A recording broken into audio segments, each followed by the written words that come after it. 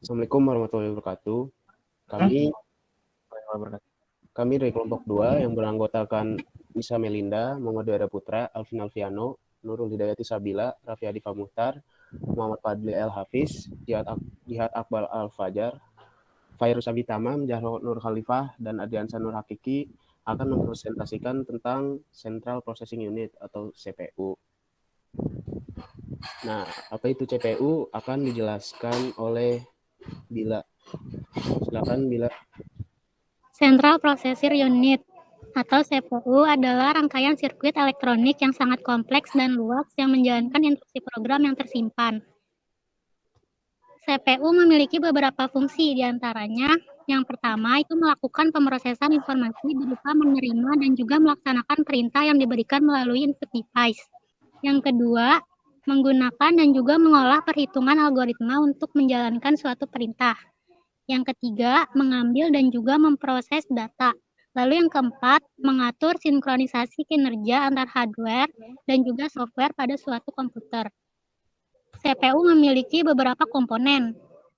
Di antaranya ada control unit, arithmetic logical unit atau yang biasa disebut dengan ALU, lalu ada register dan ada interconnection. Selanjutnya, control unit akan dijelaskan oleh Alvin. Silakan Alvin. Ya, unit control yang mengatur jalannya program sehingga sinkronisasi yang terjadi antara komponen bekerja dalam menjalankan fungsi operasi. Termasuk tanggung jawab unit control ialah mengambil perintah, instruksi dari memori utama dan menentukan jenis instruksi. Dengan demikian, tugas dari control unit adalah yang pertama, mengatur dan mengontrol alat input dan output. Yang kedua, mengambil instruksi dari memori utama. Yang ketiga, mengambil data dari memori utama untuk diproses. Yang keempat, mengirim instruksi ke ALU bila ada perhitungan aritmatika dan perbandingan logika, lalu mengawasi kerja dari ALU. Yang kelima, menyimpan hasil proses ke memori utama. Selanjutnya ada register yang akan dijelaskan oleh Alvin lagi. Silakan Alvin. Register. Register adalah perangkat penyimpan kecil yang memiliki akses ke kecepatan yang cukup tinggi, yang digunakan untuk menyimpan data dan instruksi yang sedang diproses. Bersifat sementara, biasanya digunakan untuk menyimpan data saat diolah atau data untuk diproses lebih lanjut. Register dapat diibaratkan sebagai memori dalam otak ketika melakukan pengolahan manual, sehingga otak dapat diibaratkan sebagai CPU yang berisi kenangan, unit control yang mengatur semua aktivitas tubuh, dan memiliki tempat untuk melakukan perhitungan dan perbandingan logika. Lalu ada ALU dan interkoneksi yang akan dijelaskan oleh Jahro. Silakan Jahro. ALU atau unit ALU berfungsi untuk melakukan operasi aritmatika dan operasi logika berdasarkan instruksi yang ditentukan. Tugas-tugas ALU yang pertama diantaranya melakukan sound aritmatika yang terjadi sesuai dengan perintah program. ALU melakukan semua operasi aritmatika dengan dasar penjumlahan sehingga sirkuit elektronik yang digunakan disebut adder. Yang kedua, membuat keputusan dan operasi logika sesuai dengan perintah program. Operasi logika meliputi perbandingan dua operan dengan menggunakan operator logika tertentu, yaitu sama dengan, tidak sama dengan, kurang dari sama dengan, lebih besar dari, dan lebih besar sama dengan. Interkoneksi yang CPU dan bus sistem koneksi yang menghubungkan komponen internal CPU yaitu ALU, unit control, dan register. Dan juga dengan bus eksternal CPU yang menghubungkan dengan sistem lainnya seperti memori utama, perangkat input ataupun output. Lalu selanjutnya interconnection. Interconnection adalah sistem koneksi dan bus yang menghubungkan komponen internal ALU, yaitu yang menghubungkan komponen internal CPU yaitu ALU, unit control, dan register-register, dan juga dengan bus eksternal CPU yang menghubungkan dengan sistem lainnya seperti memori utama, piranti input ataupun output. Nah, selanjutnya ada bagaimana cara kerja CPU yang akan dijelaskan oleh Raffi. Silakan Raffi. Baik, jadi cara kerja CPU yang pertama saat data dan instruksi dimasukkan ke processing device, pertama sekali diletakkan di RAM melalui input storage. Yang kedua, apabila berbentuk instruksi ditampung oleh control unit di program storage, namun apabila berbentuk data ditampung di working storage. Yang ketiga, jika register siap untuk menerima pengerjaan eksekusi, maka control unit akan mengambil instruksi dari program storage untuk ditampung ke instruction register. Sedangkan alamat memori yang berisikan instruksi tersebut ditampung di program counter. Yang keempat, sedangkan data diambil oleh control unit dan working storage untuk ditampung di general purpose register. Dalam hal ini, di operand register. Jika berdasarkan instruksi, pengerjaan yang dilakukan adalah aritmatika dan logika, maka ALU akan mengambil alih operasi untuk mengerjakan berdasar instruksi yang ditetapkan. Yang kelima, hasilnya ditampung di akumulator. Yang keenam, apabila hasil pengolahan telah selesai, maka control unit akan mengambil hasil pengolahan di akumulator untuk ditampung kembali ke working storage. Yang ketujuh, jika pengerjaan keseluruhan telah selesai, maka control unit akan menjemput hasil pengolahan dari working storage untuk ditampung ke output storage. Lalu selanjutnya di output storage, hasil pengolahan akan ditampilkan ke output device. Berikut ini CPU keluaran terbaru dari AMD dan Intel. Nah, yang dari Intel itu ada Intel Core i9 Gen 11 dan ada AMD Ryzen 9 5980HX. Nah, selanjutnya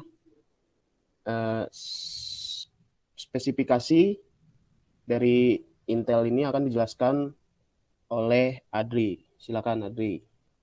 Ya, baik. Intel Core i9 generasi ke-11.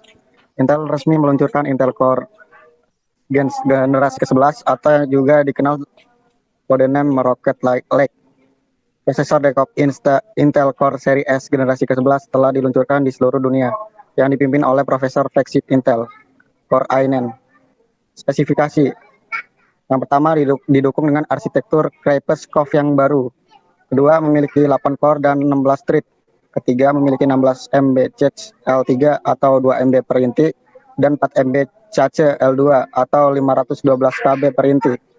Yang keempat, pada kecepatan clock, CPU berjalan dengan frekuensi dasar 3,5 GHz dengan bus hingga 5,2 GHz di salah satu intinya dan hingga 4,8 GHz di semua intinya. Yang kelima, memiliki kecepatan di satu inti hingga 5,3 GHz dengan thermal velocity boost. Yang keenam, ada clock speed semakin tinggi hingga 5,3 GHz atau single core dan 4,8 GHz all-core turbo. Yang ketujuh, ada PCI 4.0 dan 20 jalur langsung dari CPU. Untuk kelebihan dan kekurangan Intel Core i9 generasi ke-11.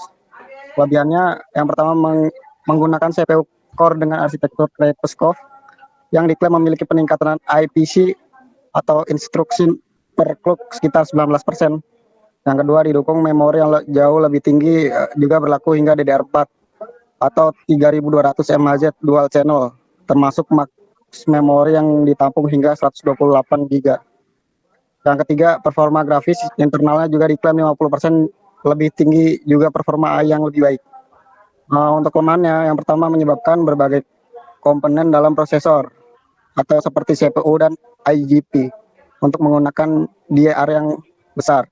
Yang kedua, TDP cukup besar hingga 125 watt, butuh CPU cooler terbaik untuk bisa menahan kekuatan prosesor ini hingga batas maksimal. Yang ketiga, lebih lambat daripada i9 10900K dalam banyak pengujian.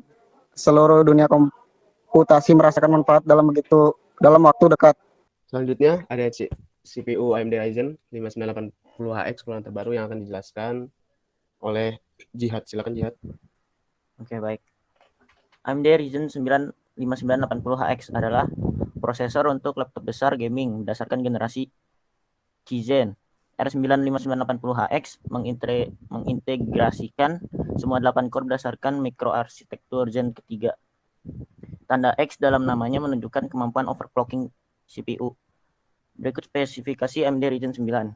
1. Memiliki clock 3,3 hingga 4,8 GHz dan mendukung SMT atau simultan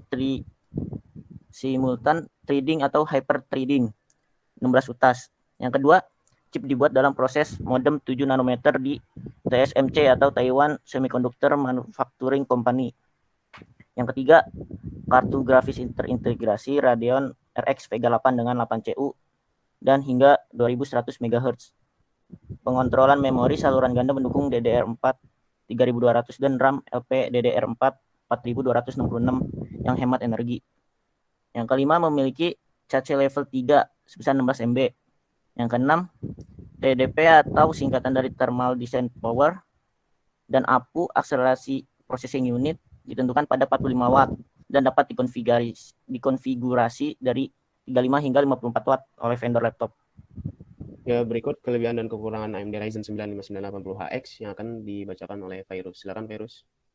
Untuk kelebihan dan kekurangan AMD Ryzen 9 5980HX, kelebihannya yaitu satu, untuk harganya sangatlah terjangkau. Dua, sudah mengusung grafik VGA yang sangat kuat sehingga dapat melibatkan beberapa game-game umum.